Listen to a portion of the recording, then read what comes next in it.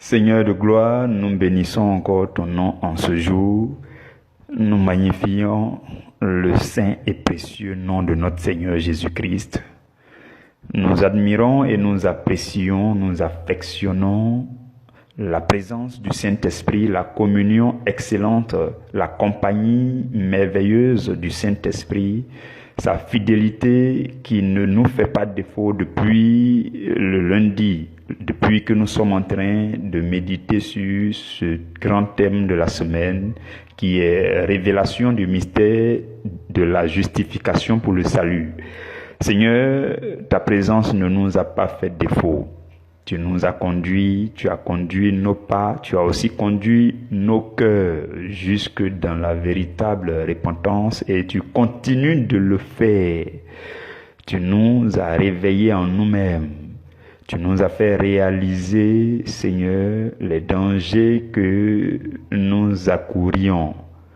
Seigneur, tu nous as ainsi aidés à nous tourner vers toi.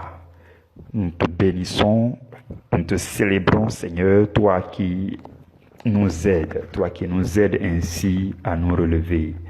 Seigneur, nous sommes encore réunis aujourd'hui. Nous sommes là, Seigneur, afin que toutes choses que nous allons faire, que nous allons dire, tout ce qui va se passer, Seigneur, puisse te glorifier. Que ce moment même te donne gloire, que chaque minute de ce temps d'enseignement te célèbre et te loue, que chaque seconde t'applaudisse et t'acclame. Seigneur, nous bénissons ton nom, nous célébrons ton puissant nom. Merci Seigneur Jésus pour ce privilège que tu nous fais de nous exposer devant ta face, d'être là devant le saint trône de la grâce. Gloire, louange te reviennent dans les siècles éternels. Amen. Frères et sœurs, je vous salue dans le précieux nom de Jésus.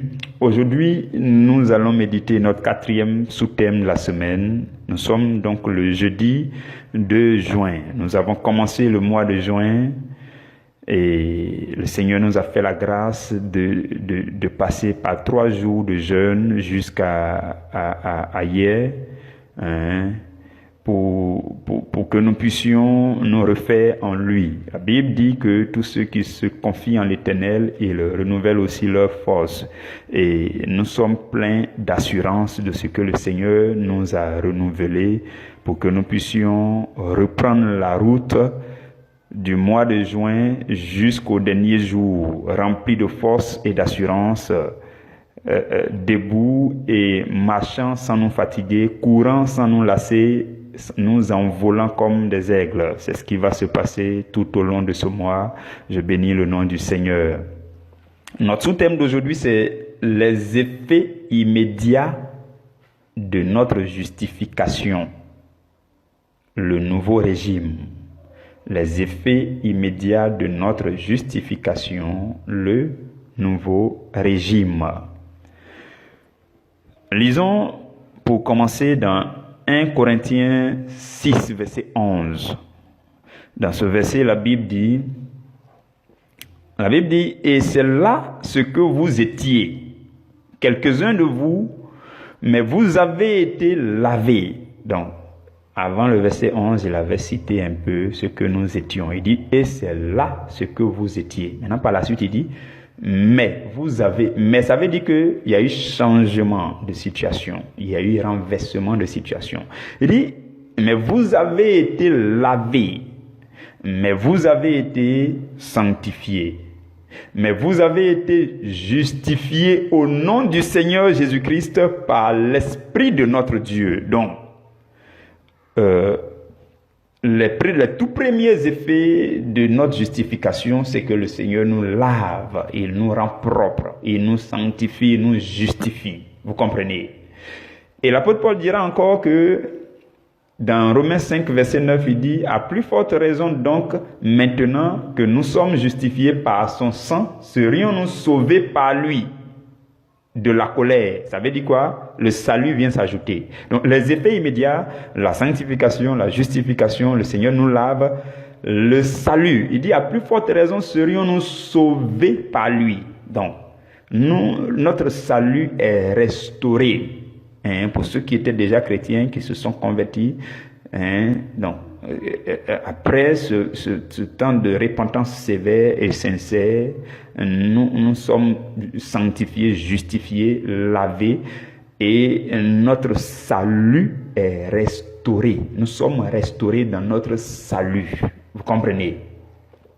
Et un autre effet se trouve dans Romains 5, verset 1 qui dit « Étant donc justifiés par la foi, nous avons la paix avec Dieu. » Vous voyez, j'en ai parlé brièvement hier. Donc, lorsque nous avons été justifiés par la foi en Jésus-Christ, non point par la loi, parce que la loi ne peut pas justifier les hommes, la loi ne peut pas sauver les hommes, mais c'est par la foi en Jésus-Christ qui sauve, qui donne le salut. Donc, ayant été justifiés par notre foi en Christ, nous recevons maintenant la paix avec Dieu. Nous sommes réconciliés avec Dieu. Vous comprenez? Donc ça, c'est un autre effet immédiat, un autre résultat immédiat de notre justification. Lisons maintenant dans Tite chapitre 3, verset 7. Dans ce verset, Paul dit, afin que, justifiés par sa grâce, nous devenions en espérance héritiers de la vie éternelle. Donc voici un autre résultat de notre justification. Héritier de quoi? Héritier de la vie éternelle. Nous devenons héritiers de la vie éternelle. Quelque part dans le livre de Romains 8, la Bible dit, nous devenons quoi? Héritiers du royaume, co-héritiers avec Christ. Vous comprenez? Donc, lorsque notre salut est restauré par la justification, tout ce qui accompagne le salut est aussi restauré, y compris l'héritage de la vie éternelle. Vous comprenez? 1 Corinthiens 1, verset 30 dit, Or, c'est par lui que vous êtes en Jésus-Christ, lequel, de par Dieu, a été fait pour vous sagesse, justice, sanctification et rédemption. Tout cela, c'est le package. Ce sont les résultats immédiats de la justification. La sagesse de Dieu. Vous voyez, dans un des versets de Psaume 51 qu'on a lu hier, David dit que ta vérité vienne jusque dans mon cœur. Donc, qu'est-ce que je veux dire? Lorsque nous sommes dans notre état de péché, l'intelligence est fermée, l'intelligence est obscurcie. Le diable aveugle notre cœur. On ne peut pas accéder aux choses excellentes de Dieu. La sagesse de Dieu ne peut pas être notre partage. Un pécheur chronique ne peut pas espérer être sage de la sagesse divine. Ce n'est pas possible, ce n'est jamais possible. Montrez-moi un pécheur chronique et je vous montre aussi quelqu'un qui est dépourvu complètement de ce qu'on peut appeler la sagesse de Dieu, l'intelligence de Dieu. Il ne peut pas avoir, ça ne trouve pas de chemin pour aller en lui. Mais après donc notre justification, il dit, Jésus-Christ devient pour nous la sagesse, la justice, la sanctification, la rédemption. Tout cela, ce sont les effets immédiats de notre justification. Nous commençons à avoir la compréhension, la claire compréhension des choses de Dieu, la claire révélation de la sagesse divine. Vous comprenez? Lisons encore Galates 3, verset 29. Là-bas, la Bible dit, « Et si vous êtes à Christ, vous êtes donc la postérité d'Abraham. » Suivez très bien, vous allez comprendre ce que je veux dire ici. Il dit, si vous êtes à Christ, vous êtes donc la postérité d'Abraham, héritier selon la promesse. Postérité de qui? De Abraham. Frères et sœurs, chaque chrétien bien converti est un juif spirituel. Juif. Vous tapez le mot juif dans le dictionnaire, ils vont vous dire, ça veut tout simplement dire les descendants d'Abraham. Descendants d'Abraham. Mais dans le verset de Galates 3, 29, la Bible dit, si vous êtes à Christ, vous êtes donc la postérité d'Abraham. Donc, dès lors que nous sommes au Seigneur, nous sommes des juifs spirituels. Le même privilège que Dieu avait réservé aux Israélites depuis, nous avons ça aussi. Donc, chaque chrétien bien converti est un juif spirituel. Vous comprenez? Donc, nous sommes des Hébreux. Nous sommes tous des Hébreux. Hébreux ou encore juifs. C'est la même chose. Nous sommes tous des Hébreux. Pourquoi? Parce que nous sommes la postérité d'Abraham, par notre foi en Jésus-Christ. Et la suite dit que nous sommes aussi héritiers selon la promesse. Ça veut dire que toutes les promesses que Dieu a faites à Abraham sont aussi notre partage dès lors que nous sommes en Christ. Vous comprenez cela, c'est un mystère. Mais cela se confirme dans Galates chapitre 4, verset 28. Là-bas, la Bible dit, pour vous, frères, comme Isaac, vous êtes enfants de la promesse. Donc, Isaac était qui? L'enfant d'Abraham.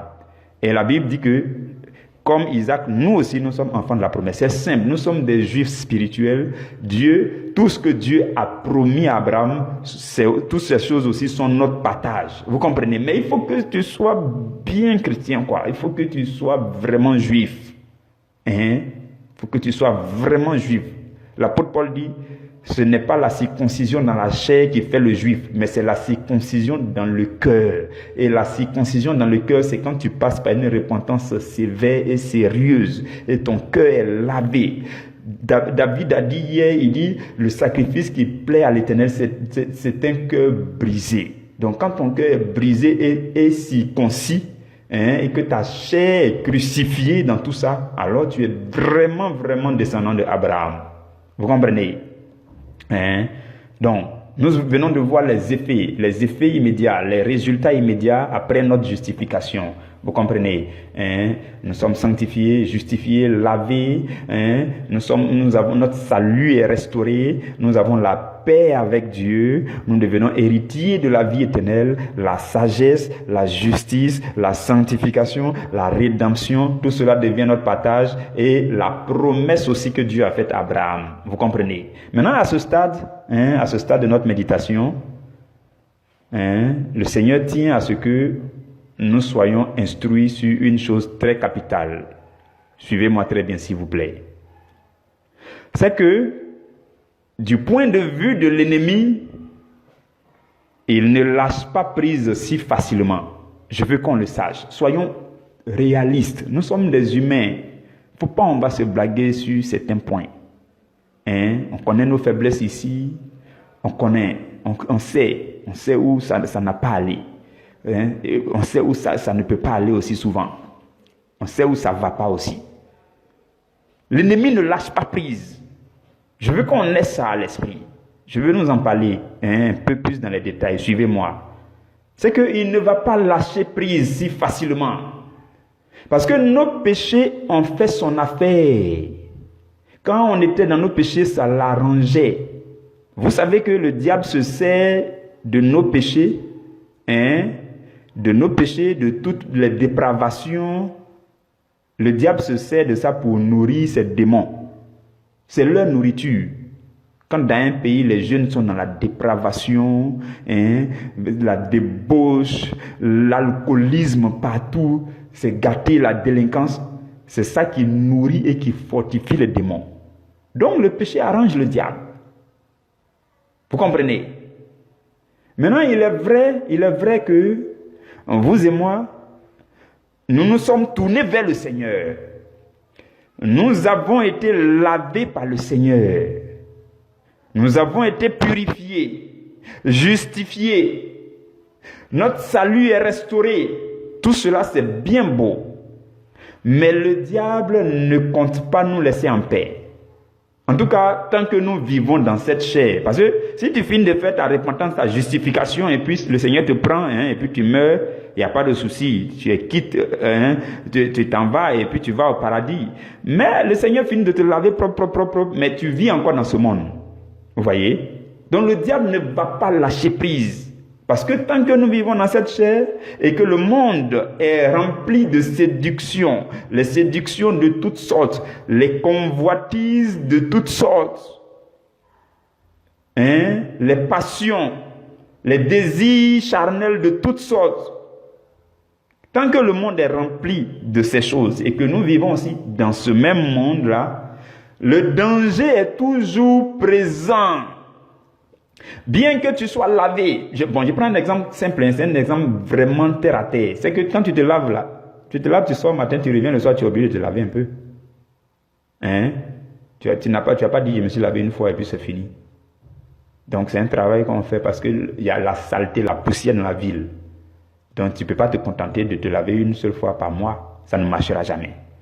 C'est juste un exemple pour dire que tant que nous sommes dans ce monde souillé, ce monde pollué par le péché est partout, je puis vous le dire. Le péché, la séduction du monde remplit nos villes, nos rues, à longueur de journée. Il y en a partout. Un simple panneau publicitaire peut imprimer dans votre esprit quelque chose qui peut vous pousser au péché. Un film, feuilleton, publicité, que ce soit publicité qui apparaît brusquement sur ton portable, que ce soit les statuts WhatsApp, que ce soit les nudités qui se présentent n'importe où, ces choses-là, l'ennemi se cache derrière parce qu'il veut gagner ta conscience. Il rentre dans ton subconscient et puis il veut s'asseoir là-bas, il veut conditionner tes pensées pour qu'un jour il puisse te guider jusque dans la boue. C'est comme ça que l'ennemi travaille. Mais, frères et sœurs, faisons attention. Le monde là, si le Seigneur pouvait vous ouvrir le monde, vous allez voir comme si c'était vraiment une, jungle. C'est vraiment un endroit dangereux. C'est vraiment la vallée de l'ombre de la mort. Vous comprenez? Ouvrons les yeux. Donc, le Seigneur nous a lavés. Vous voyez, dans cette vallée-là, il y a le chemin qui mène à la vie éternelle. Ce chemin-là, on l'appelle le chemin, la vérité et la vie. Il s'appelle Jésus. Tant que tu es sur ce chemin, même si dans la vallée, ça fait peur, ainsi de suite, tu es serein. Mais dès lors que tu sors un peu du chemin, à cause de tes péchés, tu es exposé au danger. Maintenant, tu reviens un peu sur le chemin. Et tu vas continuer à marcher sur ce chemin. Mais le chemin là traverse la vallée pour que ça t'amène jusqu'à la vie éternelle. Donc, tu es toujours exposé. Donc, comment faire pour rester toujours sur ce chemin, pour ne pas sortir ni à gauche, ni à droite, mais pour rester sur le chemin, me focaliser sur le chemin. C'est ça le challenge. Mais en tout cas, tant que vous êtes dans cette vallée, tant que vous êtes là, vous êtes toujours exposé. Et l'ennemi ne lâche pas prise, il va attirer ton attention. Il va tout faire pour que tu tournes ton regard. Voilà pourquoi on a mis le calendrier de lecture biblique, on a tout mis en place, les temps de prière, les choses qu'il ne faut pas manquer pour que vous puissiez rester sur le chemin du Seigneur. Parce que l'ennemi travaille. La Bible dit il rôde comme un lion rugissant. Et Jésus va dire dans le livre de Matthieu, il dit lorsqu'un démon va sortir d'un homme, il va aller dans les lieux arides, il va aller se promener. Mais quand il sera en train de se promener là, il ne va pas oublier qu'il est sorti de quelqu'un. Non, à chaque fois il va venir jeter un coup d'œil pour voir est-ce que ma maison là est libre. Mais dès lors qu'il constate que cette maison est libre, il ne va pas venir tout de suite. Il va partir chercher 7 autres démons pour venir s'asseoir. Ça veut dire que l'ennemi a l'œil sur chacun pour voir qui est-ce qui a donné accès. Et dès que tu donnes accès, il rentre. Voilà pourquoi on doit rester sur nos gardes. Vous comprenez, frères et sœurs? Donc, ce que je disais, c'est que tant que nous sommes dans ce monde, l'ennemi ne lâche pas facilement prise. Et le danger est toujours présent. Et c'est là que ça devient intéressant de prendre les mesures qu'il faut pour briser les liens. Je vais vous parler des liens maintenant. Oui, il faut casser les liens. Les liens, bon, d'accord, je vous donne quelques détails. Je veux que vous compreniez quelque chose. Comprenez ça très bien, s'il vous plaît. C'est que l'esclavage du péché, d'une manière générale, comprend plusieurs éléments. Quand on considère l'esclavage du péché, il y a plusieurs éléments qui rentrent en ligne de compte. Il y a l'état d'aveuglement du pécheur. Parce qu'il a été aveuglé, ça fait qu'il est sorti du chemin. Il est sorti du chemin de la vérité de la vie. Il est sorti du chemin de Jésus. Donc, il y a l'état d'aveuglement, qui fait sortir les gens du chemin. Et quand ils sortent du chemin, ils sont dans un état d'égarement. Deuxième élément, l'état d'égarement. Et l'état d'égarement va encore les éloigner plus du chemin. Maintenant, par la suite, le troisième élément, c'est la saleté de l'âme. Parce que l'ennemi va déféquer. Ceux qui ont les yeux spirituels, qui comprennent les choses spirituelles, qui ont déjà entendu certaines expériences spirituelles, vous savez que l'ennemi vient, il défèque sur les gens. Il défèque, il envoie ses démons pour venir déféquer sur les gens. Souvent, il y a des chrétiens dedans. Donc, il met une pollution. Il déverse ça. Vous voyez? Donc, il y a la saleté de l'âme. C'est le troisième élément de l'esclavage du péché. Tous ceux qui sont en esclavage dans le péché, non seulement ils sont dans l'état d'aveuglement, deuxièmement, ils sont dans l'état d'égarement, troisièmement, ils ont une âme salie, une âme sale qui a été salie par le diable. Ça, c'est le troisième élément. Quatrième élément, leurs vêtements sont sales et déchirés. Vêtements sales et déchirés. Non seulement l'âme même est sale, mais ils sont vêtus d'un vêtement sale et déchiré. C'est le quatrième élément. Le cinquième élément, c'est que, en plus de tout ça, ils ont un fardeau sur eux. Le fardeau du péché, le poids du péché. On en a parlé hier avant-hier. C'est le cinquième élément. Et le sixième élément de l'esclavage du péché, c'est les liens du péché. C'est là que je vais m'attarder dessus un peu. Les liens du péché. Pourquoi je vais m'attarder dessus? Parce que lorsque la lumière du Christ vous parvient, c'est-à-dire que même si vous étiez égaré, lorsque la lumière du Christ vous parvient un peu, par la grâce de Dieu, lorsque la lumière du Christ vous parvient, pendant que vous êtes pécheur et que la lumière du Christ vous parvient, votre aveuglement commence à disparaître. Vous commencez à voir un peu clair. Et vous commencez à retrouver le chemin du Seigneur. Peut-être c'est un frère qui vous a exhorté. Peut-être c'est le berger qui a prêché. Et puis ce jour-là, par la grâce de Dieu, tu as prêté attention avec le cœur. Et puis tu sens que vraiment tes yeux viennent de s'ouvrir un peu. Tu étais très égaré, mais tes yeux viennent de s'ouvrir un peu. Donc, tu commences à rechercher le chemin du Seigneur. Tu cherches à retrouver le chemin du Seigneur. Donc, ton état d'aveuglement commence à lâcher prise un peu. Tu commences à voir un peu clair, mais un peu flou pour le moment. Mais tu cherches le chemin du Seigneur. Maintenant, en recherchant le chemin du Seigneur, ton état d'égarement commence à prendre fin, puisque tu commences à te retrouver. Donc, l'état d'égarement commence à prendre fin. Maintenant, lorsque tu viens devant le trône de la grâce pour te repentir, ton âme qui était sale est lavée de toutes ses saletés. Ton âme est nettoyée. Les anges viennent, ils enlèvent les vêtements sales et déchirés. Et ils viennent pour te revêtir d'un habit nouveau. Vous comprenez? Donc, l'état d'aveuglement est parti, premier élément. L'état d'égarement est parti, tu as retrouvé le chemin. Les saletés de l'âme ont été nettoyées. Les vêtements sales et déchirés ont été changés. Vous comprenez? Donc, les 4 éléments ont été améliorés. Le fardeau aussi tombe par la repentance sincère et sévère et sérieuse. Le fardeau aussi tombe. Le fardeau tombe. Je me réjouis de ce que certains d'entre vous ont déjà commencé à se repentir et à se confesser même. À ouvrir leur bouche sur leur péché pour dire vraiment voilà ce que j'avais fait. C'est dégueulasse, je ne peux pas garder ça.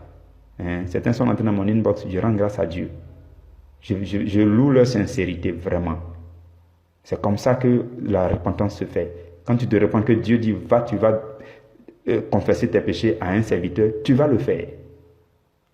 Tout ne va pas rester seulement devant le Seigneur parce qu'après ça, on ne sait pas où tu as parti encore. C'est dans quel trou tu vas rentrer encore. Donc, mieux vaut partir te décharger devant un homme de Dieu pour dire ah, vraiment, quand j'ai entendu la prédication, voilà, c'est que vraiment, aidez-moi dans la prière, je confesse mes péchés. C'est très important.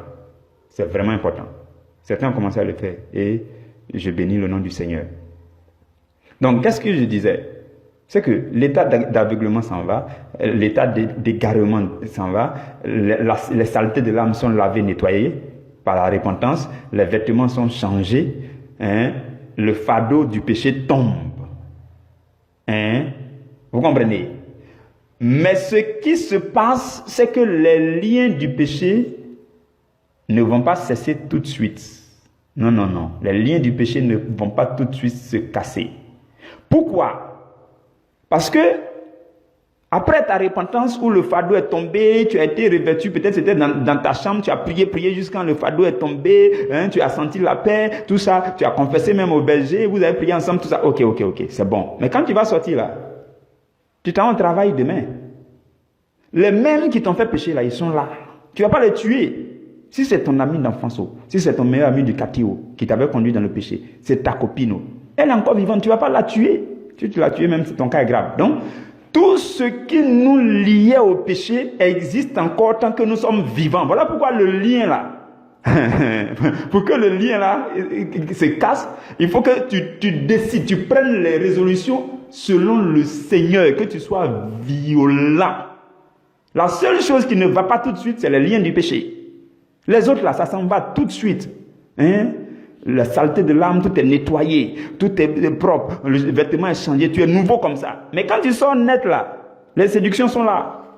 Le diable te tend un piège, quelqu'un vient t'insulter. Là encore, tu vas te mettre en colère. Donc, tous ceux qui te font pécher, les endroits que tu fréquentais, les amis qui t'avaient invité, qui t'avaient induit à l'erreur, tous ceux-là sont là. Ils n'ont pas disparu. Tout est là. L'endroit même où tu allais tomber là, c'est encore là. La maison où vous êtes parti et puis tu es tombé, c'est là. Ce que tu as volé là, là où tu as volé, c'est là. C'est vrai que tu as confessé tout ça, mais toutes ces choses sont là. L'hôtel même, tu es parti commettre ça là. L'hôtel est encore là. Vous comprenez? Toutes les choses sont là. Voilà pourquoi les liens ne vont pas tout de suite. Et tu vas sortir, tu vas commencer à les rencontrer. Que faire maintenant face à ça pour rester debout? Voilà pourquoi une fois, je disais à quelqu'un, ce n'est pas le fait de pécher qui est un problème, mais c'est le fait de se détacher du lien du péché finalement. C'est ça qui est le problème. Voilà pourquoi on dit, voilà pourquoi Dieu ne nous recommande pas de commettre le péché, de ne pas pratiquer le péché. Pourquoi? Parce que c'est facile de commettre, mais pour se détacher des liens, tout ce qui t'a amené dans le péché là, ça existe encore dans le monde. Et tu vis avec eux, tu vas les saluer matin. Si c'est le voisin, vous allez vous voir tout de suite. Tu fais comment? Donc il va falloir être violent pour prendre un certain nombre de résolutions selon le Seigneur et les pratiquer. Donc la suite logique d'une repentance sincère, ce sont des résolutions qui vont vous aider à briser les liens du péché. Vous comprenez? Sinon votre repentance là, vous allez retomber dans la boue tout de suite. Et puis un mois après on dit, qui va se repentir encore? Vous êtes premier. Et puis il y a beaucoup encore sur votre dos. Vous comprenez? Donc, c'est ce que j'essayais de nous dire. C'est ce que je voulais nous dire. Parce que le brisement des liens du péché dépend des résolutions. Des résolutions que nous devons prendre avec le secours du Seigneur. Hébreux 12, verset 1, la Bible dit que le péché nous enveloppe si facilement. Oui, là-bas, la Bible dit, rejetons donc tout fardeau et le péché qui nous enveloppe si facilement, et courons avec persévérance dans la carrière qui nous est ouverte. Donc si facilement le péché va revenir à cause de quoi? Des liens. Des liens, ça veut dire tes connaissances, tes amis, les endroits, tout ce que tu as fait, les choses, tout ça c'est encore en place. Donc comment faire? Donc il faut donc prendre des résolutions. Et c'est là que la religion a un grand apport. Oui. C'est là que la religion apporte quelque chose d'intéressant. Parce que la religion n'est rien d'autre que un système qui a été mis en place pour aider les hommes à réussir leur spiritualité tout en se détachant du monde. C'est ça le rôle de la religion. Jacques va dire dans Jacques 1, verset 27, il dit, la religion pure et sans tache devant notre Dieu consiste à visiter les orphelins et les veuves dans leurs afflictions et à nous préserver des souillures du monde. Donc, la religion maintenant va faire quoi? La religion va t'aider à prendre un certain nombre de mesures qui sont utiles. Voilà pourquoi on dit qu'il faut aller te confesser devant un homme de Dieu. Là, il va te dire qu'est-ce que tu dois faire. A, point B, point C. L'homme de Dieu va te dire, quand je regarde ton cas, voilà ce que les résolutions que le Seigneur veut que tu prennes. Quand tu vas prendre, ça va t'aider à te détacher pour toujours de ce péché. Vous comprenez? C'est là que la religion nous aide, c'est là que nos communautés nous aident, c'est là que les hommes de Dieu nous aident. Sinon, si c'est toi seul là, si tu avais été fort, est-ce que tu allais t'en sortir? Comment dire, tu allais tomber? Non, mais c'est parce que tu as été faible que tu es tombé. Voilà pourquoi on dit, viens confesser, et puis maintenant, on te donne des orientations. Comment faire? Tu expliques clairement ce qui s'est passé. Et puis maintenant, on te dit, ok, le Seigneur t'a pardonné. Pour que le Seigneur te pardonne là, c'est facile, parce que son sang a déjà coulé. Mais comment faire pour que tu ne tombes plus dans la boue, dans la même boue?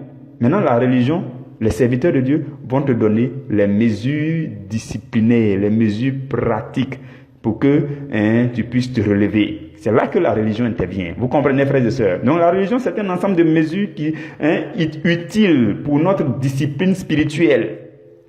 Dans 2 Timothée 3, verset 2, la Bible dit, car les hommes seront égoïstes, amis de l'argent, ainsi de suite. Vers la fin, il dit, certains seront irréligieux.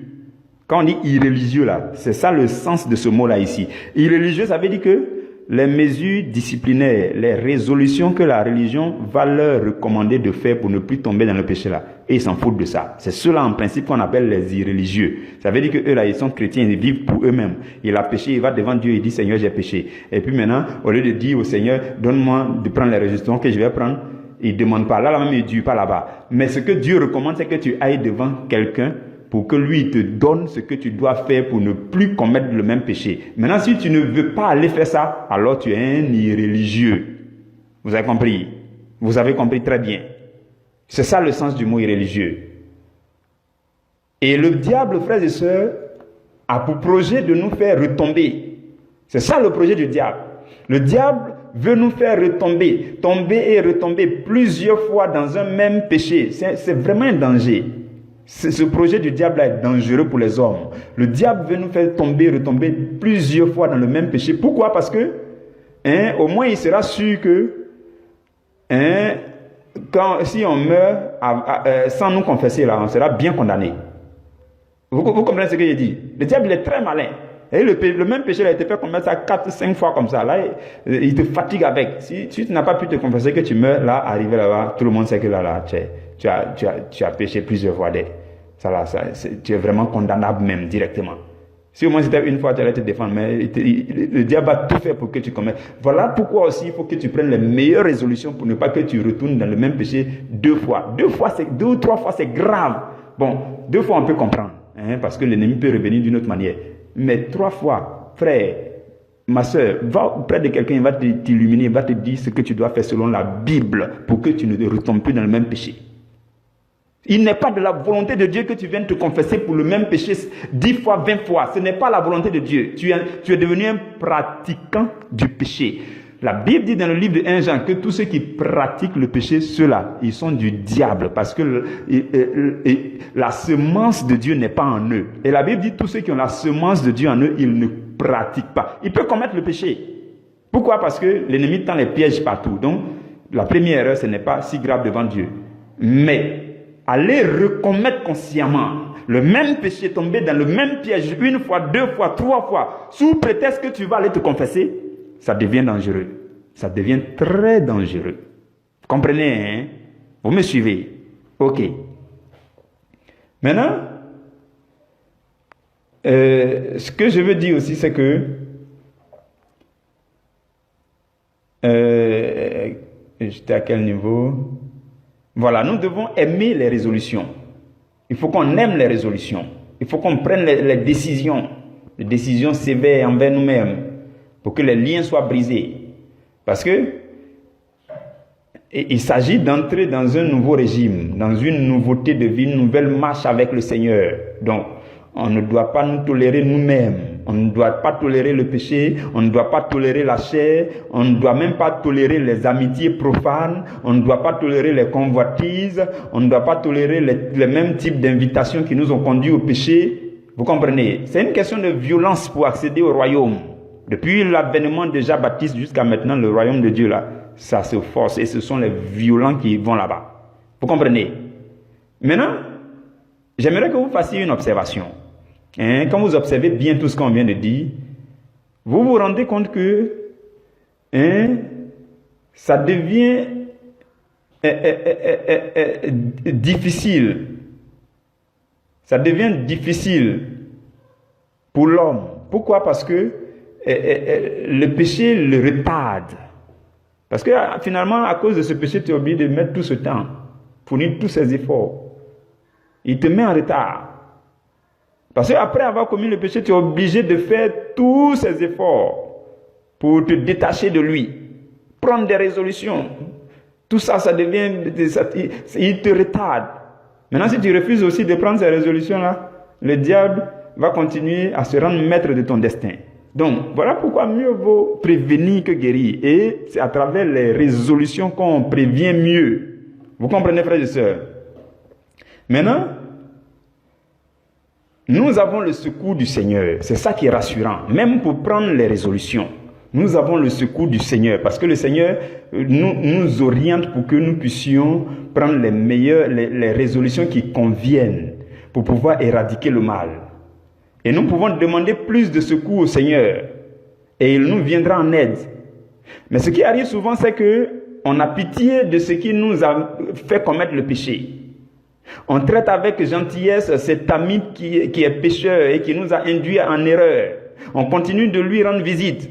On continue de lui laisser le champ libre pour un autre tour de tromperie. Et si vous réalisez vraiment la douleur du péché, frères et sœurs, si vous parvenez à réaliser la douleur du péché, vous n'allez plus caresser tout ce qui tente de vous pousser au péché. Vous n'allez plus les caresser. Parce que la douleur du péché est plus douloureuse que la douleur d'une gangrène sur le corps. La douleur du péché, là, c'est plus douloureux. Quelqu'un a dit que le péché est plus grave que l'enfer. Et je ne connais aucun bon médecin dans ce monde, aucun bon médecin ne soigne une gangrène en la caressant avec de l'eau tiède, en touchant tout doucement. Non, il fait le pansement comme il le faut. Pendant que le malade pleure, lui il fait le pansement. Il fait le pansement parce qu'il sait que c'est ce qu'il faut faire pour obtenir la guérison. Mais nous aussi, nous devons accepter les soins de Jésus-Christ, notre médecin. Nous devons prendre les résolutions qu'il nous propose pour notre guérison et notre protection dans l'avenir. Vous comprenez, frères et sœurs? Et je vais terminer par nous dire que lorsque on considère la loi d'une part, la loi de Dieu, lorsqu'on considère la loi d'un côté et qu'on considère la foi d'un autre côté, nous devons réaliser sous quel régime nous sommes désormais. Ayant été lavé, justifié, ainsi de suite, en train de prendre les résolutions, ainsi de suite, il faut qu'on réalise sous quel régime nous sommes en train d'évoluer. C'est vraiment déterminant pour pouvoir pour comprendre qui nous conduit. Est-ce que c'est la loi qui nous conduit ou bien c'est la foi en Jésus qui nous conduit? C'est très important. Après notre repentance, frères et sœurs, ce n'est plus le système de la loi seul qui nous conduit, mais c'est essentiellement la foi en Jésus-Christ qui nous conduit. La foi nous obtient le secours de Jésus pour que nous accomplissions très bien la loi. Et établissez cette liaison-là entre la loi et puis la foi. Ce n'est pas la loi qui conduit les hommes, désormais. Enfin, les hommes qui ont été justifiés, vous et moi. Ce n'est pas la loi qui doit nous conduire, mais c'est notre foi qui nous conduit. Et cette foi nous rend capables de marcher désormais conformément à la loi de Dieu. Faites la nuance. L'apôtre Paul a très bien su expliquer cela dans Romains chapitre 2, 3 et suite. Il a su très bien expliquer cela. Donc, ce n'est pas la loi. On ne marche pas selon la loi, mais on marche selon la foi pour l'accomplissement de la loi de Dieu. Depuis tous les temps, les hommes n'ont pas été capables de vivre selon la loi, de vivre conformément à la loi de Dieu. Mais maintenant que Jésus est venu, la foi en Jésus-Christ vient avec toutes les astuces qui vont permettre aux hommes d'être conformes, de marcher, d'accomplir la loi de Dieu. Voilà pourquoi Jésus lui-même a dit dans Matthieu 5, verset 17, il dit « Ne croyez pas que je sois venu pour abolir la loi et les prophètes. Non, je ne suis pas venu pour annuler ces choses. Je ne suis pas venu pour annuler la loi. » Il dit « Je suis venu non pour abolir, mais pour accomplir. » Donc la foi en Jésus-Christ nous aide à marcher selon Dieu, et au moment où on va s'en rendre compte, on a accompli la loi. Toute la loi même se résume en l'amour, le commandement de l'amour. Tu aimeras l'Éternel ton Dieu et ton prochain comme toi-même. Toute la loi se résume en ça. Maintenant, la foi en Jésus-Christ vient nous donner les astuces pour que nous puissions aimer. Parce qu'on voit les 10 commandements. Maintenant, si on dit tu ne voleras pas, tu ne convoiteras pas, ainsi de suite. Celui-là que tu aimes là, tu ne peux pas voler son affaire. Si tu aimes quelqu'un, tu ne peux pas le convoiter. Si tu aimes, tu peux pas. Donc, l'amour vient pour accomplir la loi. Et celui qui a envoyé l'amour, c'est Jésus-Christ. Et notre foi en Jésus-Christ nous aide maintenant à accomplir la loi, à marcher selon la loi. C'est ce que la Bible dit. Et c'est encore plus clair dans Romains chapitre 10, verset 4 qui dit « Car Christ est la fin de la loi pour la justification de tous ceux qui croient. » Vous comprenez? La loi arrête de nous conduire. Galates 3, verset 24-25 dit « Ainsi la loi a été comme un pédagogue pour nous conduire à Christ, afin que nous soyons justifiés par la foi. » La foi étant venue, nous ne sommes plus sous ce pédagogue. Donc nous ne sommes plus sous la loi, mais nous sommes sous la foi, et la foi nous permet d'accomplir la loi. Vous comprenez, frères et sœurs? Et encore, dans Galates 5, verset 4, il dit, « Vous êtes séparés de Christ, vous tous qui cherchez la justification dans la loi. » Il dit, « Vous êtes déchus de la grâce. » Pourquoi? Parce que la loi ne peut pas justifier quelqu'un. On ne peut pas obtenir la justification, le salut par la loi. Ce n'est que la foi en Jésus-Christ. Frères et sœurs, nous allons terminer là aujourd'hui et nous allons poursuivre demain. Demain, nous allons continuer dans le même élan pour parler de la suite de la vie du justifié. Quelqu'un qui a été justifié, la suite de sa vie, c'est quoi? Et nous allons voir aussi comment il doit marcher désormais afin de profiter de la nouvelle vie que Christ lui a donnée, et tout en étant victorieux sur le mal. Nous allons voir ces choses demain. Qu'est-ce qu'il doit faire pour saisir ses promesses, pour entrer dans son héritage, maintenant que tu as été lavé, justifié, purifié, et que tu as pris des résolutions pour te détacher, pour casser les liens, pour briser les liens, pour détruire les amitiés bizarres qui te conduisaient au péché, pour dire non, pour rayer certains numéros dans ton répertoire, pour dire non, parce que le Seigneur t'a conduit à prendre ces résolutions, et tu les prends avec violence, et tu t'attaches désormais à ceux qui sont spirituels. Tu causes beaucoup maintenant avec ceux qui sont spirituels. Tu marches beaucoup avec ceux qui lisent beaucoup la Bible. Tu marches beaucoup avec ceux qui prient beaucoup. Tu as pris des résolutions, tu marches en nouveauté de vie. Maintenant, la suite de ta vie, c'est quoi? Comment saisir ton héritage, ainsi de suite. Que Dieu vous bénisse, que la main du Seigneur demeure sur vous, sur vos maisons. On se retrouve demain à la première heure. Amen.